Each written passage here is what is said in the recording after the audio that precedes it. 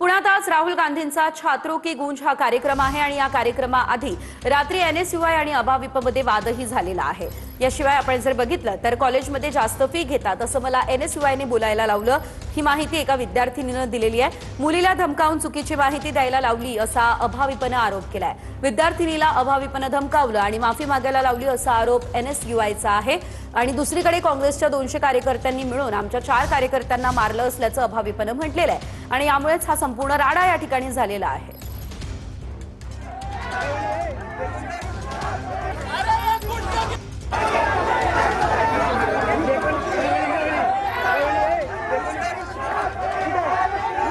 गांधी पुण्यात येतात, कसा प्रतिसाद मिळेल असं वाटतंय? 100% अप्रतिम प्रतिसाद मिळेल आम्हाला। आम्ही विचार नाही केला त्यापेक्षा जास्त आम्हाला स्टुडंट्समध्ये गेल्यानंतर आम्हाला कळलं की स्टुडंट्स खरंच त्रस्त आहेत। त्यांना राहुलजींशी येऊन बोलायचं आणि राहुलजींमध्ये ते होप त्यांना दिसून राहिलेली आहे जी कुठेतरी आतापर्यंत संपत होती ती राहुलजींच्या माध्यमातून परत त्यांना दिसून राहिलेली आहे। कार्यक्रमाच्या पूर्वसंध्येला अखिल भारतीय विद्यार्थी परिषद आणि काँग्रेसमध्ये एक राडा झालेला पाहायला मिळत होता। त्यांचं असं म्हणणं आहे की काँग्रेस त्या मुलींवरती दबाव टाकत होतं कार्यक्रमाला येण्यासाठी।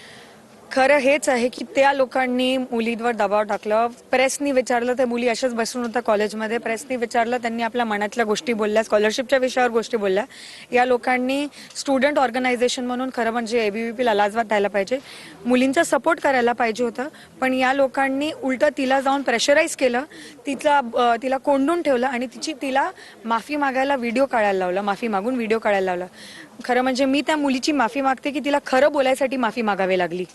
आज या देशामध्ये खरं बोलायसाठी माफी मागावी लागत आहे तर मुलं पण चिडलेले आहेत आणि त्या गोष्टीचं नक्की त्यांना कुठेतरी फ्रस्ट्रेशन काढायला जो हा स्टेज मिळून राहिला छात्रोची गूंजच्या माध्यमातून त्यामध्ये त्यांचा प्रतिसाद खूप जास्त राहिला आहे। तर विद्यार्थिनीचं प्रतिनिधित्व तुम्ही करत आहात। आता हा जो कार्यक्रमाच्या पूर्वसंध्येला जो राडा झाला त्यामुळे या कार्यक्रमासाठी मुलींमध्ये येण्यामध्ये काहीतरी भीती असेल असं वाटतंय तुम्हाला? अजिबात नाही, हे पुणे आहे।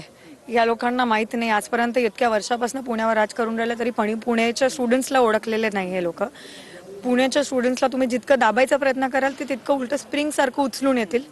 आज तुम्ही जे केलेलं आहे, भारतीय जनता पक्षाने जे दबाव तंत्र वापरून जे करायचा प्रयत्न केलेला आहे त्यामुळे आम्हाला विश्वास आहे की मुली परत खूप मोठ्या संख्येने इथे येणार आहेत। भाजप असा पण आरोप करते की या कार्यक्रमासाठी जे येणाऱ्या मुली आहेत ते काँग्रेस विचारी आहेत, फक्त त्यांनाच आमंत्रित केलंय।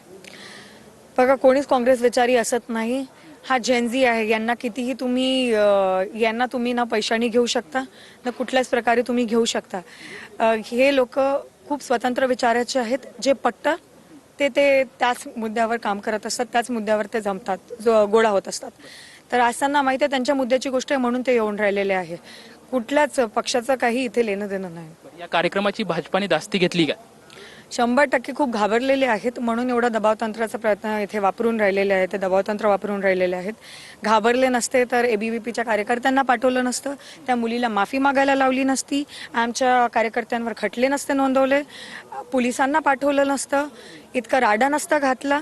घाबरलेले आहेत म्हणून मुख्यमंत्री इतक्या मोठे मोठे स्टेटमेंट करून राहिले आहेत, चुकीचे स्वतःच व्हिडिओ बनवून राहिलेले आहेत आणि अनेक प्रयत्न यांचे चालू आहेत। त्यावरूनच दिसून येते की यांची पायाखालची जमीन घसरलेली आहे।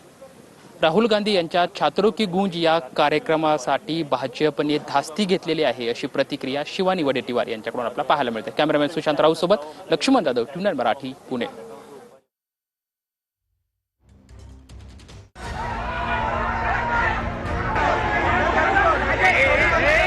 पुण्यातील राहुल गांधींच्या छात्रों की गूंज या कार्यक्रमाआधी एनएसयूआय आणि अभाविपमध्ये जोरदार राडा झालाय।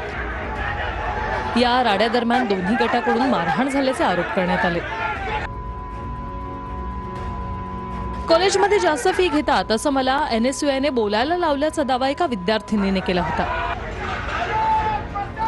याच विद्यार्थिनीच्या दाव्यानंतर अभाविप आक्रमक झाली आणि त्यांनी एनएसयूआयवर गंभीर आरोप केले। एनएसयूआयने हे आरोप फेटाळून लावले आणि अभाविपनेच विद्यार्थिनीला धमकावल्याचा आरोप केला। काल आमच्या कॉलेजमध्ये एनएसयू आणि काँग्रेसचे लोक आले होते, ज्यामध्ये असं मी बोललेली आहे की आमच्याकडून जास्त फीस घेतात, पण ॲक्च्युअलमध्ये आम्हाला मॅनिप्युलेट करून तिथे जे प्रेशर क्रिएट झालं होतं त्याच्यामध्ये ते बोलण्यात आलं। माझी ओढणी खेचून मला मागे घेतलं आणि मला आई बहिणीवरनं खणखण शिव्या दिल्या त्या मुलांनी। आणि मला तुमचा आक्षेप काय होता नक्की? ज्या मुलीने बाईट दिली त्या मुलीला मॅनिपुलेट करून त्यांनी बाईट दिली. तुम्ही ब्लॅकमेलिंग करून त्या पोरीकडून आज व्हिडिओ करून घेतलाय. तो व्हिडिओ आमच्याकडे विद्यापीठ प्रशासनाची माफी मागायला लावली आहे. एका अनाथ मुलीला जिचे तुम्ही 3 वर्ष स्कॉलरशिप दिली नाही त्या पोरीने तिच्यासाठी आवाज उठवला. आज तुम्ही तिला माफी मागायला लावली, तिला धमकावलं, तिला एका रूम मध्ये बंद करून ठेवलं. एकीकडे हा राडा सुरू असताना दुसरीकडे काँग्रेसच्या 200 कार्यकर्त्यांनी मिळून आमच्या 4 कार्यकर्त्यांना मारल्याचा आरोप अभाविपणे केला. या सर्व राड्यानंतर विजय वडेट्टीवारांसह विश्वजित कदम आणि सतेज पाटलांनी ठिय्या आंदोलन केलं. काँग्रेस अभाविप विरोधात तक्रारही दाखल करणार असल्याचं या नेत्यांनी सांगितलंय. त्या मुलींना कोणून ठेवलं त्या मुलींना. 2 दुपारपासून त्या मुलींच्या प्रोटेक्शनसाठी NSUIचे कार्यकर्ते आले. तिला दबाव टाकून तिचा व्हिडिओ तयार केला. तिला हॉस्टेलमधून काढून टाकू म्हटलं. तिला रस्टिगेट करून म्हटलं. ही कसली दादागिरी. तर NSUIचे कार्यकर्ते त्या मुलींना वाचवायला आले, त्यांच्यावरच तुम्ही लाठीमार करता. भाजपनं धास्ती घेतलेले या कार्यक्रमाची, छात्रों की गूंजच्या कार्यक्रमाची धास्ती घेतल्यामुळं अशा पद्धतीचे कृत्य त्या ठिकाणी केले जात आहेत. पुण्यातील राड्यासंदर्भात काँग्रेसचे ज्येष्ठ नेते बाळासाहेब थोरात यांनी एक व्हिडिओ सोशल मीडियावर शेअर केला. पोलीस उपायुक्त रावले यांनी विद्यार्थ्यांवर लाठीचार्ज केल्याचा आरोप थोरात यांनी केला. मात्र या आरोपांवर पोलिसांनी अद्याप कोणतंही स्पष्टीकरण दिलेलं नाहीये.